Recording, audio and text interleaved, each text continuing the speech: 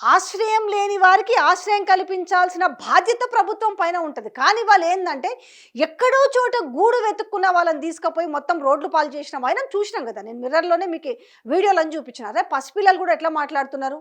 దీనికి హైడ్రా రంగనాథ్ ఏం మాట్లాడుతున్నాడంటే, కానీ ఇది కరెక్ట్ అయిన విషయం కాదండి. మీకు కూడా సోషల్ మీడియాకు ఎవరి పందాలు వాళ్ళకు ఉంటాయి కాబట్టి సోషల్ మీడియాలో చూపించింది నమ్మకూడదని మాట్లాడుతున్నారు కదా. మీకు ఒక భయం పట్టుకుంది. ఎందుకంటే మాలాంటి సోషల్ మీడియాలు నిజాలు తీసుకెళ్ళి ఆ భూములు ఎక్కడండి 5 ఎకరాలలో వాళ్ళు వేసుకున్నారు. 5 ఎకరాలలో వాళ్ళు వేసుకున్న ఆ చిన్న చిన్న నివాసాలు 60 గజాలలో ఏర్పరచుకున్నారు.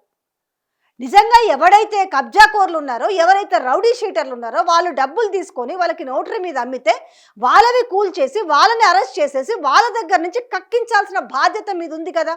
అది మర్చిపోయి నేనేదో 15,000 కోట్ల ప్రభుత్వ ప్రాపర్టీని కాపాడినా అంటారు. ఎక్కడ మొత్తం కలిపితే ఎంత? అది 420 ఎకరాలలో 120 ఎకరాలు ఎలాగో పట్టాలు ఇచ్చేసిరు. ఇక ఉన్న ప్రభుత్వ భూమి ఎంత? 300 ఎకరాలు. 300 ఎకరాలలో ఏం చేసిరు? ఆ 300 ఎకరాల 11 ఎకరాలు ఓ ఎమ్మెల్యే కొట్టేసిండు ఆల్రెడీ. వాళ్ళ బంధువుల పేర్లు పెట్టుకొని ఇచ్చేసి ఆ ఎమ్మెల్యే కొట్టేసిండు.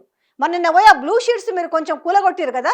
మరి ఎందుకు నేను అరికెప్పుడు గాంధీకి సంబంధించి 11 ఎకరాలు కబ్జా చేసిండు, మేము దాన్ని డెమాలిష్ చేసినాం అనేసి కనీసం అంటే మీన్స్ ఎక్కడో కాదు, చిన్న రేకులది, కనీసం అది ఈరోజు ఏ పత్రికలనైనా రాసిండ్రా? పోనీ రంగనాథ్ అన్న కనీసం మీడియా సమావేశంలో ఆ విషయం గురించి ప్రస్తావించిండా? అబ్బే లేదు. నేను మాత్రం 15,000 కోట్ల ప్రాపర్టీ కాపాడిని అంటాడు.